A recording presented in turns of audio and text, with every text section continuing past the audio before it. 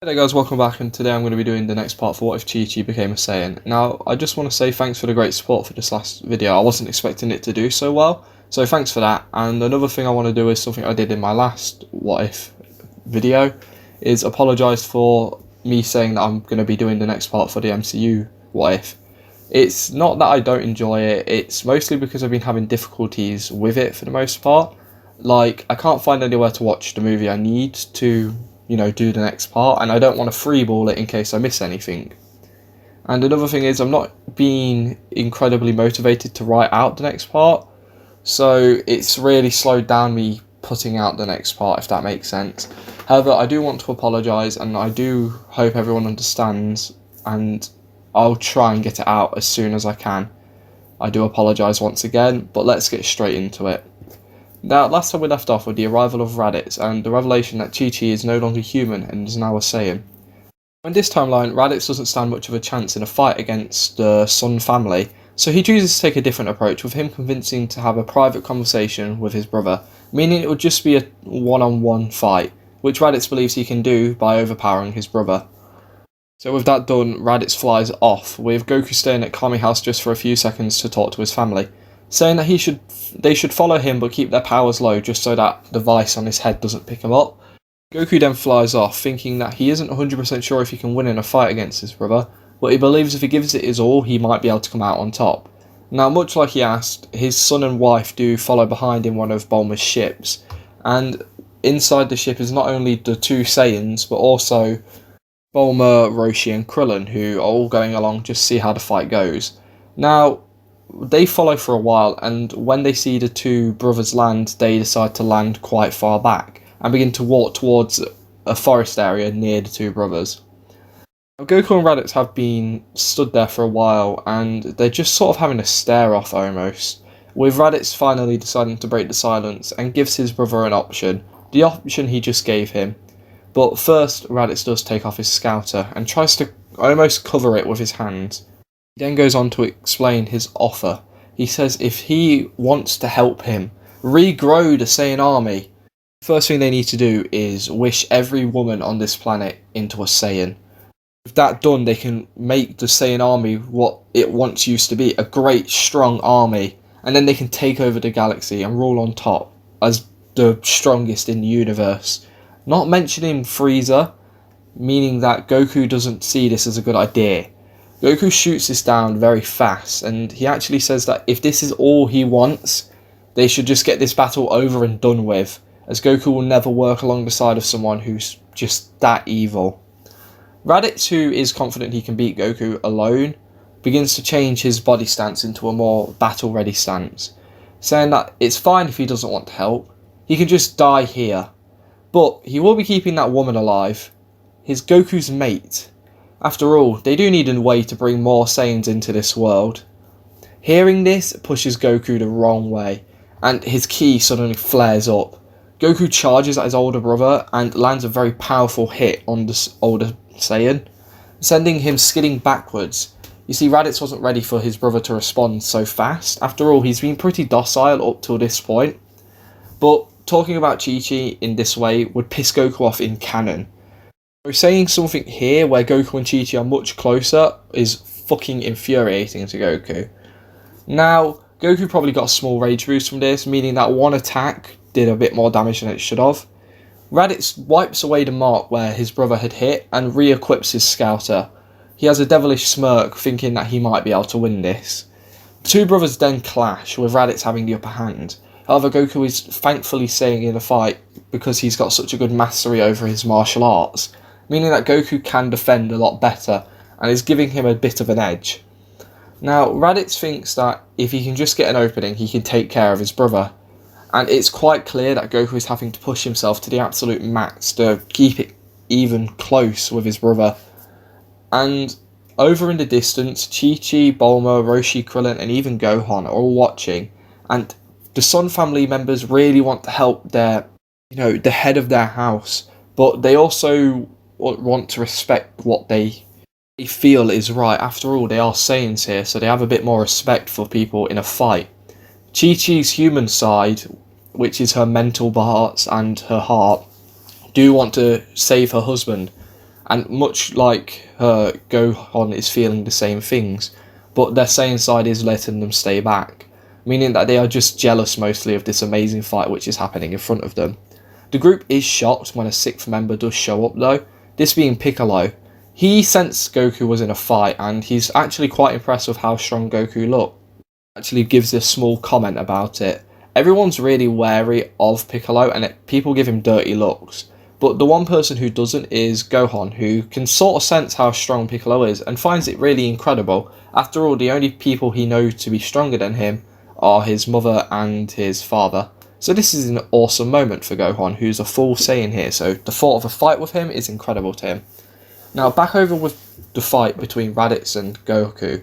The fight is mostly Goku blocking as many of Raditz's attacks as possible. He's hoping to Kami that an opening will appear where he can grab the Saiyan's tail. However, it isn't long before Raditz finally gets a crack in Goku's defences.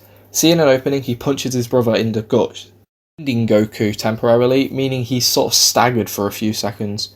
And seeing another opening, Raditz follows up with a quick kick straight into Goku's stomach, sending him flying and eventually crashing into the ground. Raditz, wanting to follow up on his attack, flies straight over to Goku. And as Goku pulls himself out of the ground, his brother hammers both of his hands straight into Goku's back, knocking him even further into the ground. And this makes Goku even cough up some blood. This is where Raditz begins to charge up a double Sunday, getting ready to kill Goku, when his scouter suddenly starts to read a really high power appear out of nowhere. When he looks into the direction the power is coming from, he can see something small and very fast flying straight towards him, and it's not long before it makes contact, knocking the Saiyan back a bit. With this being Gohan, who I've still given his rage boost even though he's a full Saiyan, however I'm going to nerf them quite significantly. After all, we don't know if Gohan's rage boost was so good because he was a halfling, or just because he was an emotional person. So I've just nerfed them quite a bit. But back to the fight. Now, after realising who just attacked him, he sees his nephew standing above his brother. Gohan then shouts out that he won't be hurting his father anymore, with Raditz's scouter reading Gohan's power as 800, shocking him. However, the power soon begins to drop and Raditz almost lets out a sigh of relief, believing him to be lucky that the scouter must have just malfunctioned. But Raditz's luck ends about there, as 3 more people follow Gohan out of the woods, with this being Chi-Chi, Krillin and Piccolo, who is only there to just provide some extra support. After all, he can see that Goku's unconscious currently. Knowing they need any sort of increase in their chances of winning at all, he came in to help. Now, Chi-Chi was probably pretty confident that her and Krillin could win it, but she is happy Piccolo is there. Now, Raditz is actually a bit worried. However, he stands his ground. He remembers Chi-Chi's power being pretty close to his own. But before a fight can even break out, Chi-Chi shouts over towards her son, saying to move Goku away from the fight, with the mother then charging at her brother-in-law, with the Saiyan catching it. However, soon after he caught Chi-Chi's blow, he feels an impact from another fist, being Krillin, whose attack didn't really do much, but draw Raditz's attention away long enough for Chi-Chi, whose fist is still in Raditz's hand, to jump upwards, bring the Saiyan up into the air with her, and rotating her body in a way which lets her be on top of Raditz. She then stomps into the ground with as much force as she possibly can, knocking the Saiyan into the dirt and doing a good chunk of damage to him. Raditz, who then grabs hold of Chi-Chi's leg, throwing her to the side, starts to pull himself out of the ground. Piccolo then rushes at Raditz, and they only clash briefly before Piccolo gets knocked away, with Krillin seeing an opportunity to help someone catches him, and breaks the impact of whatever he would have done. Piccolo then looks over to Krillin and explains that this guy is way too strong, but he might have an attack which will work, with him starting to charge up the special beam cannon, saying that he's going to need a while to charge this up. Krillin is willing to let this attack have an attempt to take down Raditz, but Chi-Chi doesn't trust him. She says that she will let him have one attempt with this attack, but that's all he's getting. After that, he needs to come in and help fight them. Now, Chi-Chi and Krillin, I do believe, would be enough to hold off Raditz. Keep in mind, Goku, who is weaker than this version of Chi-Chi, and Piccolo, who is also weaker than this version of Chi-Chi, in canon, were able to hold Raditz off. So a strong Chi-Chi and a Krillin who's the same strength should be enough to just about hold him off. And it's not just going to be those two for long. After getting his father out of harm's way, Gohan actually flies in to start helping the fight, meaning that Raditz is actually on the back foot for a while. The fight is going in the favour of the Z Fighters quite heavily, and it's not long until they hear a shout from Piccolo saying, "It's done."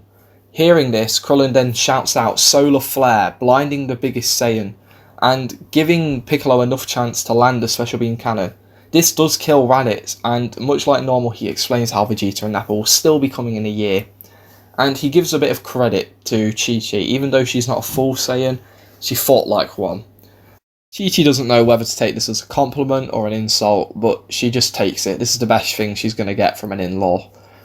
The reason that I've kept the two other Saiyans coming to Earth is they heard about something about wishes being made, and also something about female Saiyans. So they still decide to come, and they're probably a bit more interested than they were in canon. And after a few minutes of the group discussing what to do, Goku wakes up after being unconscious, and he gets caught up. He gets excited to hear about this, and his family pretty much shares the same thoughts with him, with them being excited but wanting to defend Earth.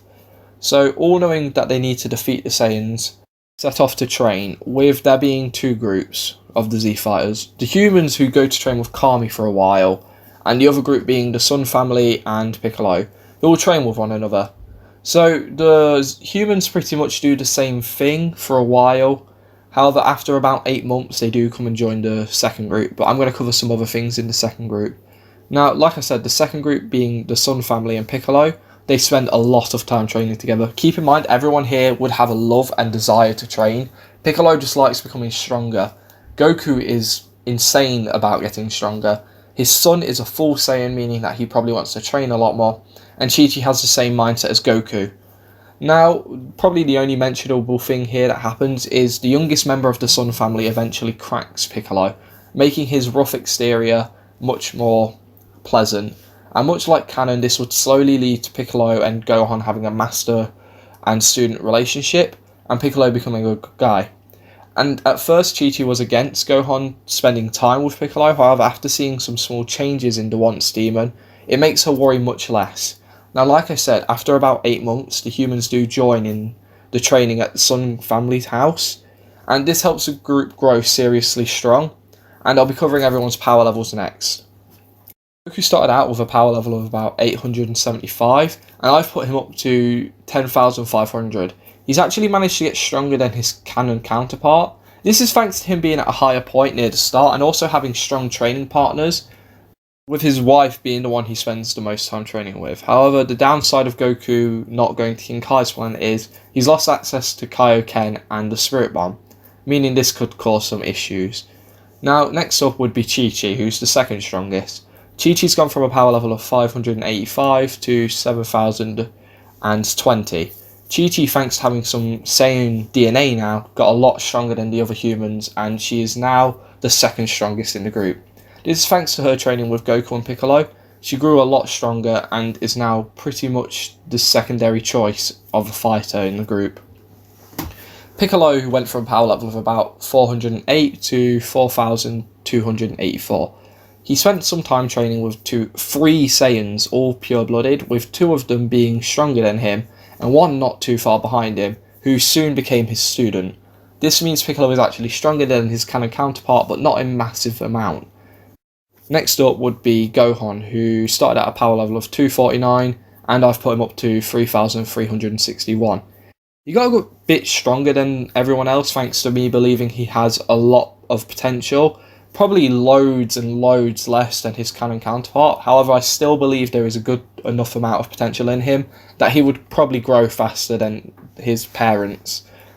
Next up is Krillin, who has a power level of 2,266 when he started at a power level of 206. He got a bit stronger than his canon counterpart thanks to spending time with the second group training, and also probably felt a bit more motivated to train after helping in the fight against Raditz.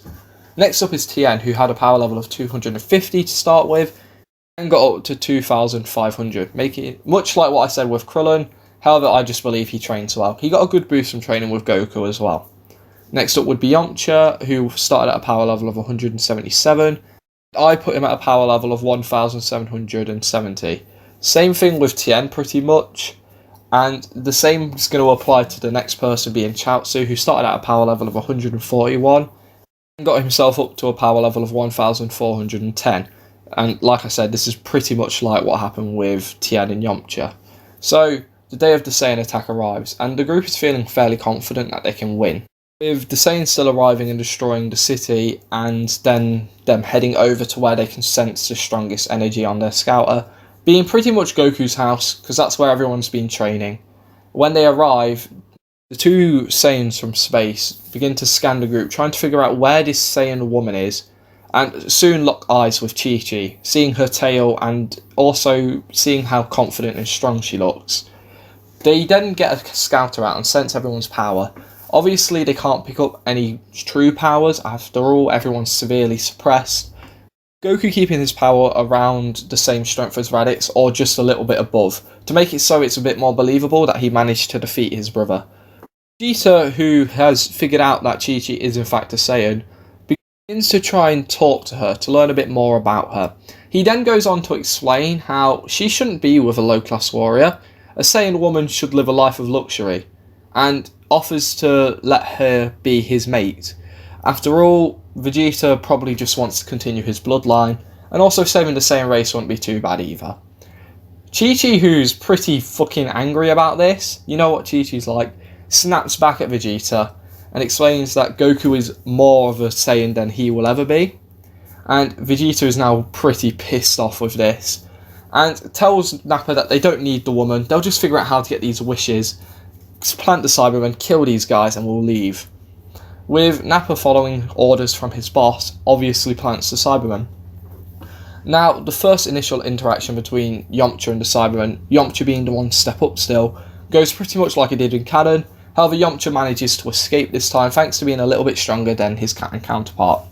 So the group want to get rid of these Cybermen pretty fast, with Krillin coming up with the idea to use his Scatter Kamehameha, and this does destroy all the Cybermen thanks to Krillin being a bit stronger, and also not really anywhere for the Cybermen to hide thanks to the new battlegrounds. So, being surprised at how strong the group is, and actually reading out how strong they actually are. With Vegeta now a little bit excited, and also he really wants to beat that woman into the ground, alongside the fact he really wants to beat up Kakarot. But this is actually where I'm leaving this part. I know I've left it just before a fight breaks out between the Z Fighters and the Saiyans, but I feel like if I cover it in a full part it will be a bit more interesting, and I've probably dragged on a little bit too long. I do want to apologise for that, and I just want to say thank you again for the support the last part got. And I hope everyone has a great day or a good night, and I'll hopefully see you next time.